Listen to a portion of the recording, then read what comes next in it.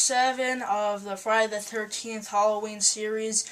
Wow, this has been a long journey, and there's only one more to go, so I'm almost about to wrap things up here. But first, we gotta start off with Part 7, The New Blood. One of the more forgotten ones of the series, I guess you would say, and one that not a lot of people talk about, but I'm here to talk about it right now, so let's do this review. The New Blood is actually, they introduce a lot of new things in this one.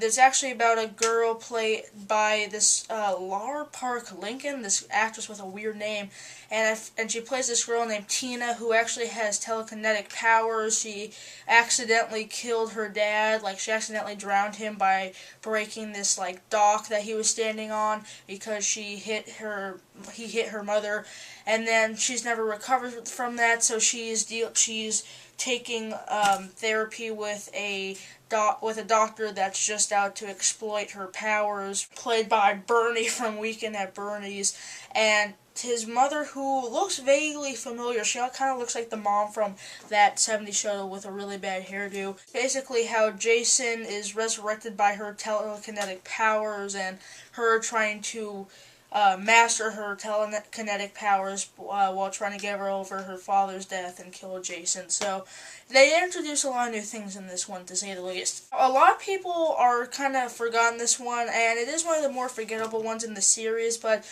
people do remember it from not having much gore, and I will get to that in a second, but let's start off with what I liked about the movie. The best absolute thing that this movie is known for is the awesome frickin' Jason. Jason looks like shit. I mean, he can, like, when he is resurrected in the water, you can see, like, his spine from his back, like, you can actually see the bone, and his mask gets blown off by the girl with telekinetic powers, and he looks great. He looks a lot better than he did in Part 4 when his mask was flew off. He's scary, he moves faster, he gets like bigger tools, gets like this huge garden tools and stuff like that. So he's a lot scarier, and there's a lot of shots where they close up on his face, and it looks really freaking scary, like, oh shit, shit's about to go down. That's the best part about this movie by far, and that's really what I think this movie is known for the best. The score by Harry Manfredini is a little bit different, like the title credits are a little bit different. They have a different theme, but the score seems to be really good in this one. I mean, the scores are good in all of them, especially the early ones, but this one seemed like almost reinvigorated, and it added a lot of great tension to the scenes, and there's a lot of times where the action's going down and it really benefits it, and I haven't had the score do that in a movie since like Part 3 or 4. Some of the kills, even though they're bloodless, which I'll talk about in a minute, there are some really great ones. There's the famous one where he takes the girl in the sleeping bag and throws her against the tree. There's one involving a blowhorn that's pretty funny too. The Weekend at Bernie's guy gets it the best with the buzzsaw, the huge like garden buzzsaw thing. Oh, that was great, even though they didn't show much, so I really like that. And also the telekinetic thing is brought to good use in the final showdown. Like a lot of the telekinetic stuff she uses to fight Jason, obviously, but some of the stuff is really cool to watch. It's cool to see Jason get hit in the head with a flying couch. It made it seem like you weren't really watching a Friday the 13th film, but in a good way, so I like that a lot. What I've been talking about the most is how there's no blood. I mean, literally, there's the first 3 kills in the movie, they have some blood to them, and you're like, oh, that's pretty satisfying.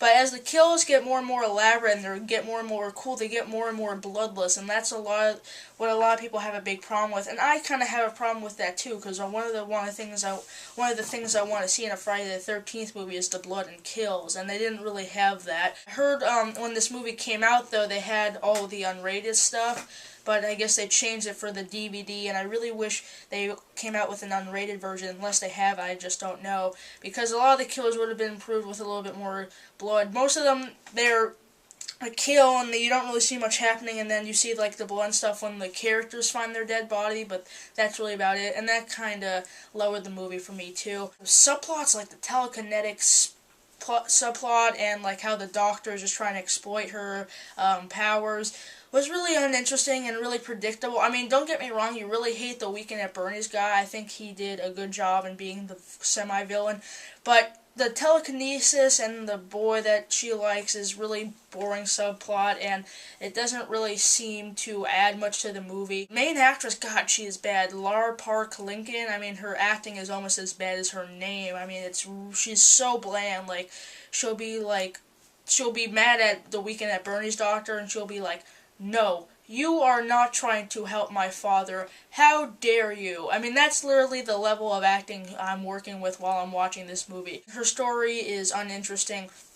The only good thing that her hallucination slash telekinesis does is there's this really creepy scene where she's driving away. She has a hallucination in the middle of the road with Jason stabbing her mother, and that was a really creepy scene. That's a genuinely creepy moment that could be in like a Alfred Hitchcock film. It's that good. But that's really the only good stuff that it brought out besides the ending. So her character and the subplots really didn't go anywhere. The ending is retarded. Oh my word. I mean, so Jason is blown up in a house. He's in the basement, and somehow he's still in one piece after the house blows up and he's still alive.